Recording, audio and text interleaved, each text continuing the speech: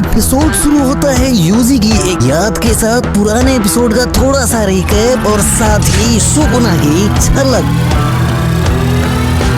दृश्य बदलता है, नोया दिखाई देता है जो बहुत मार रहा होता है सोजो को। स्पीड, इसमें तुम्हें पता ही नहीं सकता कैसी टेक्निक का यूज कर रहा है। इसने खुद की स्पीड को इतना बढ़ा लिया कि सामने वाले के पास 1 सेकंड का भी समय नहीं है सोचने का। अपोनेंट के पास कोई मौका नहीं इसे डिफेक्ट करने का। इस तरह तुम्हें अपने ब्लड मैनिपुलेशन को अपने शरीर से बाहर बिल्कुल भी नहीं चला सकता। बहुत जिद्दी। सीरियसली साबित क्या करना चाहते हो? भाई 10 भाई।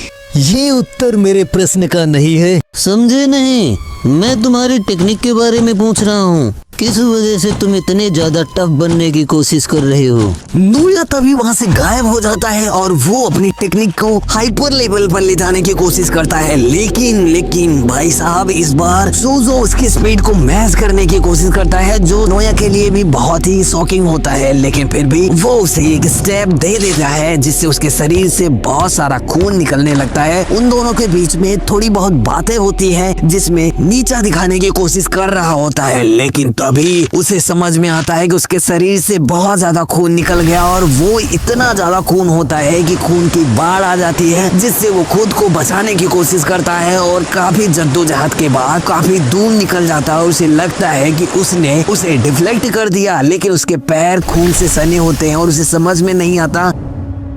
अब तुम समझ गए होगे चिकमेट। ये बात है, मेरी टेक्निक ट्रांस मूवमेंट लोगों के अंदर भ्रम पैदा करती है, जिससे मुझे एडवांटेज मिलता है। इस टेक्निक से मैं 1 सेकंड के 24 फ्रेम को कंट्रोल कर सकता हूँ। अगर कोई मेरे रास्ते में आने की भी कोशिश करेगा, अपना रास्ता आसानी से बदल सकता हूँ। कोशिश करो। आखिर ये सूट क्यों नहीं कर रहा? 150 साल की कठिन परिश्रम और ट्रेनिंग से चोजो ने अपनी ओरिजिनल टेक्निक बनाई। नोया भी चोजो की टेक्निक से बच नहीं पाता, वो घायल हो जाता है।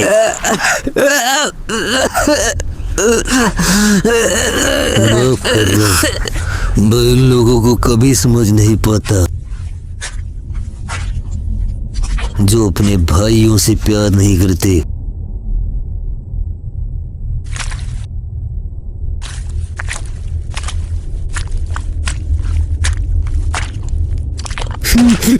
यूता वहां पहुंच जाता है।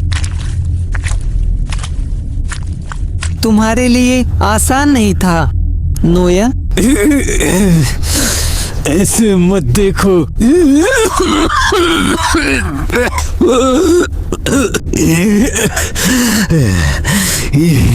जहर है किसी तरह का।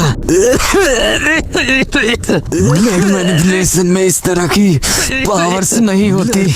जितना खून यहाँ फैला है, उतना खून किसी इंसान के अंदर नहीं हो सकता।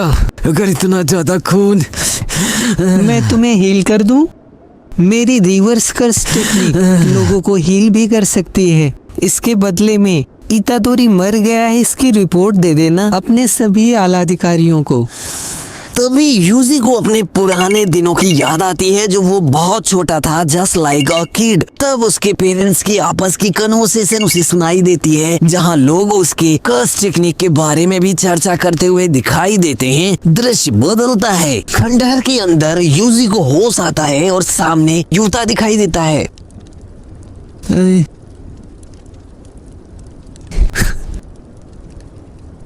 तुम्हारा चेहरा देखो।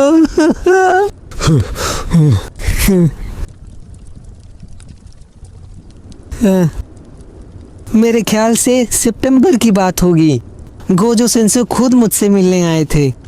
उनके बाद तुम्हारा ख्याल रखने के लिए बोला। परिस्थिति के आधार पर मेरे पास दूसरा कोई रास्ता नहीं था। परिस्थिति? मुझे कुछ तो अजीब लग रहा था। अगर मुझे कुछ हो जाता है यूता, मैं चाहता हूँ तुम फर्स्ट ईयर और सेकेंड ईयर वालों का ख्याल रखो। हकारी तो खुद अपने आप को देख सकता है। अगर आपको कुछ हो जाता है, क्या किसी लड़के ने आपको बेवकूफ बनाया? थोड़े बड़े हो जाओ मेरे भाई यूता। लेकिन मानना बहुत मुश्किल है, गोजो सातोरू को कभी कुछ हो सकता है। खासकर इतादोरी फर्स्ट ईयर वाला स्टूडेंट, वो बिल्कुल तुम्हारी तरह है। उसके लिए पहले भी हमने एक झूठे मौत का खेल रचा था। मुझे बहुत खुशी होगी अगर मेरे बाद तुम उसका ध्यान रखो। मेहुल कहाँ है? उसने कहा आपसे मिलना नहीं चाहती। इसी वजह से हमने फिर से एक बार तुम्हें उसी स्थिति में लाया जिससे लोग तुम्हारे बारे में सोचना बंद कर दे, और मुझे लगा कि यही करना तुम्हारे साथ अच्छा होगा। वैसे हम लोग कितने बड़े गधे हैं, पता नहीं ऊपर वाले लोगों को ये बातें समझ में भी आएंगी या नहीं। एक सीधा साधा लड़का जिसने तुम्हें मार दिया, इसी वजह से मुझे ये सारी चीजें करनी पड़ी। माफ करना मुझे। नहीं, उस वार के बाद भी मैं कैसे जिंदा हूँ? Reverse curse technique. जैसे ही मैंने तुम्हें मारा, मैंने अपनी रिवर्स कर्स टेक्निक का यूज करते हुए तुम्हें हील कर दिया।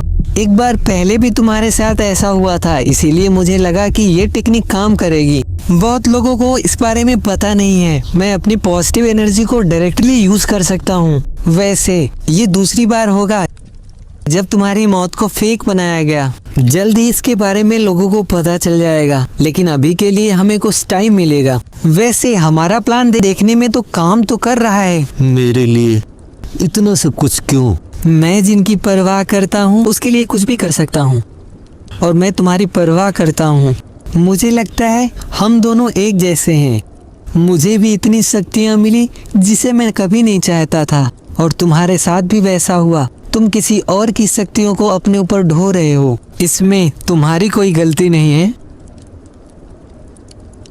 ऐसी बात नहीं है, नहीं मैं इन्हें ब्लेम कर सकता हूँ। मैंने लोगों इतादोरी, फुसिगुरु, क्या कर रहे हो? हमें वापस जुजुत्सु हाई जाना होगा। स्कूल पर बना बैरियर अब कमजोर हो गया।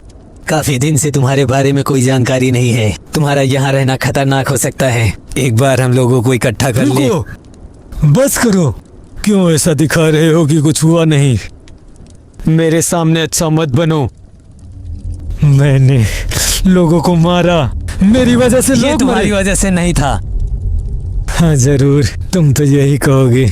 तुम्हारे ऊपर कंट्रोल किसी और का था। सब छोड़ना चाहते हो? हम हीरो नहीं हैं, जुजुत्सु सोर्सरर हैं। किसी को कोई राइट नहीं मिलता कि वो हमें जज करे। इसीलिए अभी जो हमारे पास है उसकी हमें कदर करनी चाहिए। ये फुसिगुरु नहीं है। हमारे पास शोक मनाने का समय नहीं है। उनके बीच में थोड़ी सी बातें होती है जहां उसे कन्विंस करने की कोशिश करता है कि यूजी जो हुआ वो तुम्हारी वजह से नहीं हुआ। हमें आगे बढ़ना होगा, चीजों को देखना होगा, नहीं तो सब कुछ बर्बाद हो जाएगा।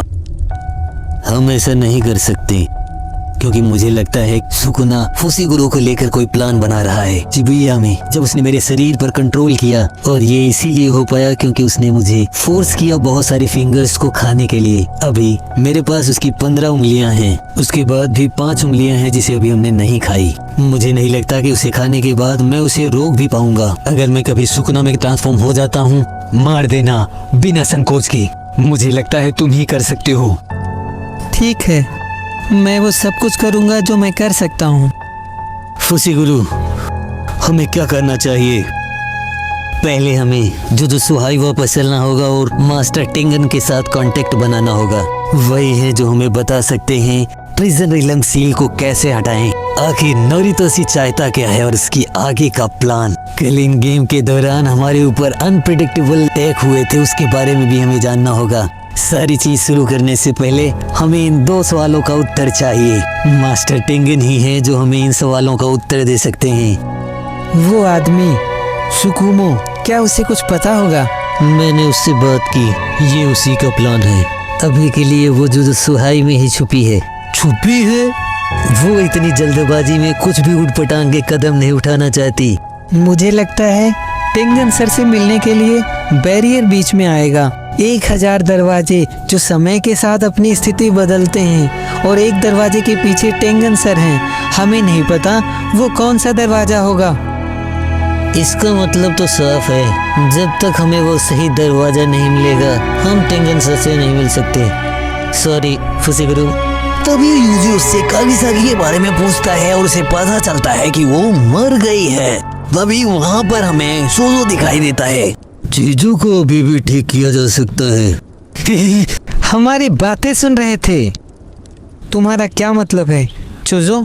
वो उन्हें माहिदों के प्लान के बारे में थोड़ी सी जानकारी देता है, जिससे उस टॉम को थोड़ा सा क्रैक करके वहां तक पहुंचा जा सके। दृश्य बदलता है, वो सारे लोग जुजुत्सु हाई के सीक्रेट हाइड आउट पर पहुंच जाते हैं, जहां कुछ लोग पहले से ही होते हैं। वो लोग आपस में थोड़ी सी बातें करते हैं। उनके बीच में बहुत सारी चीजें ऐसी होती हैं जो अभी भी सॉर्ट नहीं हो पाई हैं। वो लोग डिसाइड करते हैं कि हमें आगे बढ़ना चाहिए। दृश्य बदलता है, वो लोग निकलते हैं सीक्रेट रास्ते से जुजुत्सु हाई के लिए। रास्ते में सुजू अपने भाइयों के बारे में भी बताता है कि उनके 10 भाई वहीं पर कैद हैं और उनकी एनर्जी से वो उन तक पहुंच सकता है। वो किसी काम के लिए वहीं रुक जाता है और बाकी लोग आगे बढ़ते हैं। एलिवेटर का यूज करते हुए एक ऐसे कमरे में पहुंचते हैं जहां टाई सील होती है और वो लोग थोड़ी सी बातें करते हैं और उन्हें पता चलता है कि हाँ, यहाँ ज्यादा देर रुकना ठीक नहीं है और वहाँ से निकलने की कोशिश करते हैं। वो मेरा हिस्सा है, हमें यहाँ से बाहर निकलना चाहिए। सुमाकी के पास ज्यादा टाइम नहीं है। इतने जल्दी भी क्या है? तुमसे मिलकर अच्छा लगा। जेन क्लैन का एक बच्चा, खून से सना हुआ एक आदमी और सुकुना का वेसल। इसी के साथ आज का एपिसोड होता है खत्म। मिलते हैं कल नए एपिसोड के साथ, तब तक हमारे साथ बने रहिए। Bye bye, see you.